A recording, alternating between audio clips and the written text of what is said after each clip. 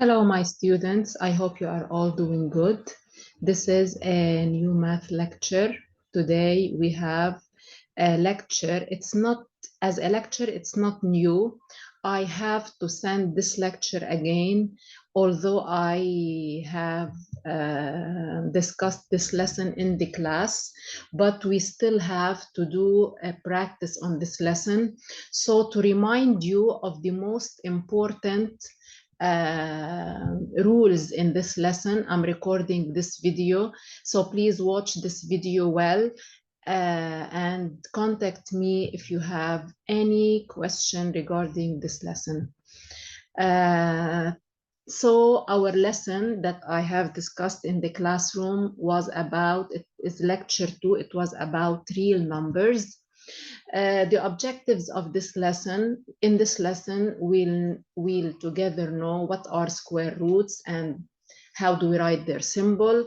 We will perform calculations with the square roots, simplify radicals. We will add, subtract, multiplication, and divide radicals. Finally, we will know how to rationalize the denominator of any given fraction. First, I will start with definitions, important definitions, the kinds of numbers in math. Number one, we have the natural numbers. They are all the positive numbers with zero. They do not have a decimal point, and the natural numbers are 0, 1, 2, 3, 4, 5, 6, etc. The integers are the positive and the negative numbers with zero. Also, they do not contain decimals. We will continue number 3. The decimal numbers are the numbers containing a decimal point between their digits, and this decimal point makes our number into two parts, the whole part and the decimal part. And we have so many examples like 38.627, 0.009, 1.28, etc. Number 4, we all know the prime numbers are the natural numbers that have only two divisors, 1 and themselves, and all prime numbers are greater than 1. So prime numbers start from 2. 2 is the only even prime number. 0 and 1 are not prime numbers. Examples of prime numbers, we have 2, 3, 5, 7, 11, 13, 17, etc. So the real numbers might be either rational numbers, like all the numbers. Which numbers we call them rational numbers are all the numbers that can be written in the form of a fraction a over b. For example, 9, we can write it 9 over 1, 0.85, we can write it 85 over 100, 0.2. It's a decimal number. We change it to a decimal fraction, so it is 2 over 10, which is 1 over 5 after simplifying. Radical 9 is also 3 because it is a 3 over 1. Negative 11, it's negative 11 over 1. All these are rational numbers. They can be written as fractions. Irrational numbers are all the numbers that can never be written in the form of a fraction, like the pi and any radical of non-perfect square. Okay, so these are all irrational numbers. Some decimal numbers have unlimited or periodic decimal part, and they can be written as a fraction. These numbers, we call them rational, like 0.222, we write 0.2 bar because the repetition is the 2 digits, so we write a bar above the 2.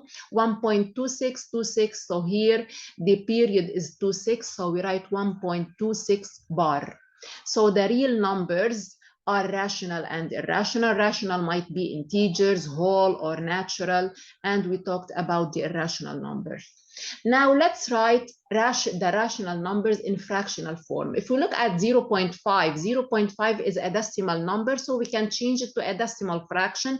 So we write it as 5 over 10. We can reduce this fraction by 5, so I get 1 over 2.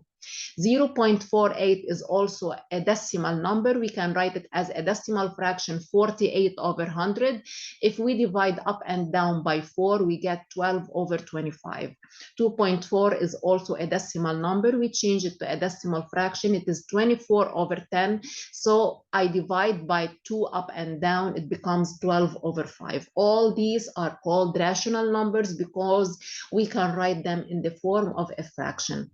Now the periodic numbers are also rational numbers. How can we change a periodic number into a fraction? For example, if I have 0.6 bar, the whole part is 0. So we write 0 plus 6 over 9. So directly I write, it's not necessary to write the 0 in the whole part. So we write 6 over 9. Also, we can reduce it by 3 and we get 2 over 3.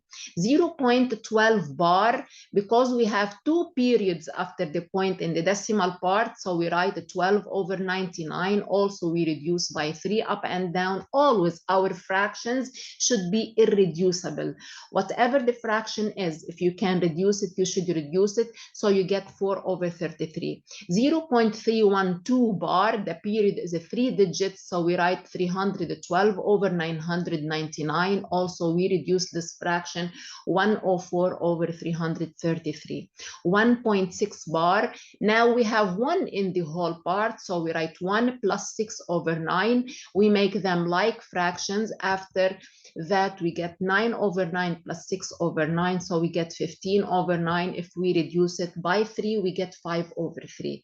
3.45 bar. So we write 3 plus 45 over 99. Also, we change them into like fractions. And we get an irreducible fraction, 38 over 11. Please practice this slide very well to know what's the difference between a decimal number and a periodic number. Now we start talking about square roots or radicals. This is the symbol of the radical. So this is the symbol of the radical, and inside we have a number which is called the radicand.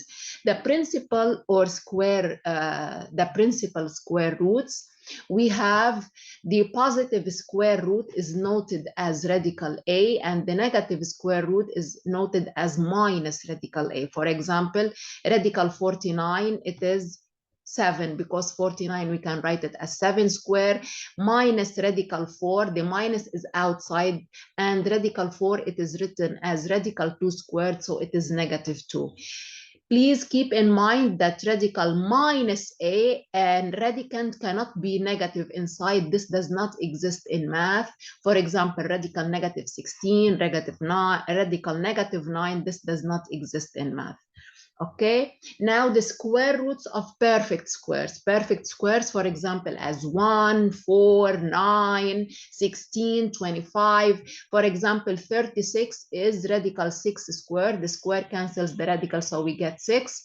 Radical 9 is radical 3 squared. The square cancels the radical, we get 3, etc. Now, inside the square root, the radicand might be a square exponent. For example, a perfect square, as I said, 7 squared, the square cancels the radical, we get 7. Or an even exponent, for example, 2 to the power 6, we can write it 2 square times 2 square times 2 square. So, and every 2 square comes outside as a 2, so our answer, we get 2 cubed. Or an odd exponent, for example, radical 5 to the power 7, we write it radical 5 to the power 6 times 5, and radical 5 to the power 6 comes out as 5 cubed. Now, how we perform calculations with the square roots?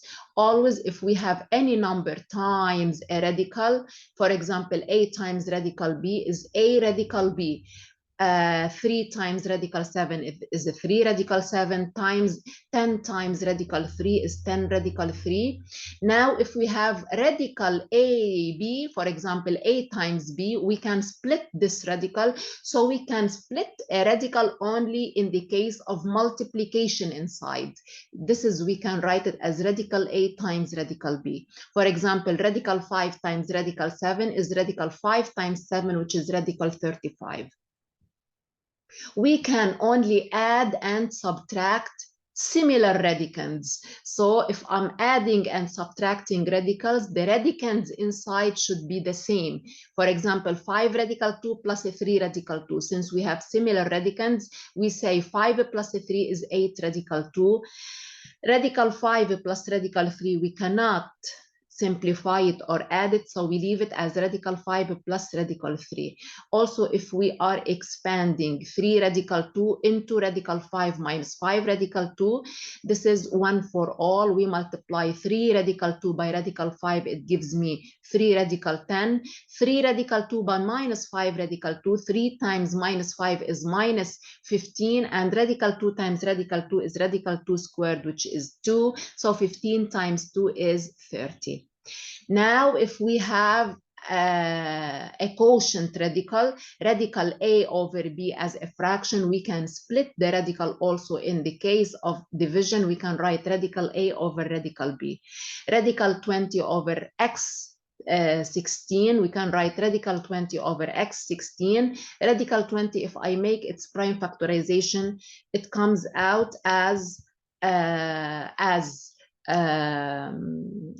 2 radical 5, and x 16 comes out as x to the power 8. Now, if the radicand is not a perfect square, we can make its prime factorization to simplify it. For example, 24 is not a perfect square, and I want to reduce the radicand. I make the prime factorization, I replace, then I simplify to get the answer. Now, sums and differences of radicals. As I said, multiplication and division rules allow us to split the radicals. Yani I can split the radical of a fraction, numerator alone, a radical numerator alone over radical denominator alone. Also, if I have a product, radical A times B, I can write it radical A times radical B, but I cannot do this in sums and differences.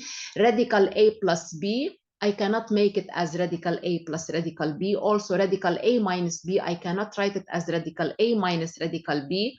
And here, radical A plus B, all of it squared, it comes out, the square cancels the radical, and it comes out as A plus B. If I have a minus inside, I should compare A and B. A should be greater than B to come out as A minus B. If A is less than B, it comes out as B minus A. Now, how we rationalize the denominator of a fraction having radical in the denominator? To rationalize the denominator means we get rid of the radical in the denominator. So in my answer, I should not have a radical in the denominator. For example, if I have radical 3 over radical 2, when I have no operation in the radical in the denominator, no addition or subtraction, I multiply by the denominator itself up and down. So I multiply by radical 2 over radical 2. So radical 3 times radical 2 is radical 6. Radical 2 times radical 2 is radical 2 squared, which is 2. Now, if you look at my answer, my denominator is rationalized. No more radical in the denominator. Now, if I have an operation, addition or subtraction outside the radical in the denominator, I should multiply my fraction by the conjugate. The conjugate means, for example, 5 minus radical 2, my conjugate will be the same numbers but with different operation in between. So if I have here minus, the conjugate will be a plus. If I have a plus, my conjugate should be a minus, and I calculate. These are very important rules. Radical 7 squared, the square cancels the radicals, give me 7. Here, don't say that this is a negative radicand. A negative to the exponent, even it becomes positive, and the square cancels the radical, it becomes out as 5. Here, the square cancels the radical, it comes out as a 3. The minus has nothing to do with the power here, so my answer will be minus 7. Here the minus has to do with the exponent, so because it's even, my minus becomes positive and the square cancels the radical. My answer is a 3. Don't forget that a negative radicand does not exist in math. Now, if I gave you a sentence like this with addition and subtraction of radicals, and I want you to write the answer as A radical B, one radical with a number and a radicand. I look at the radicands inside. Those radicands I can simplify. I make their prime factorizations to simplify, and after I get the same radicands inside, I add and subtract.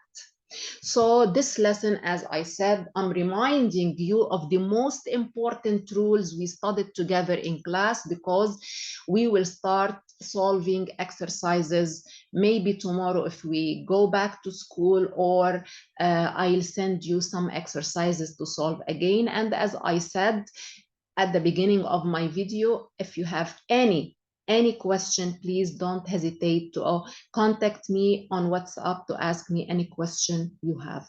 See you all. Bye.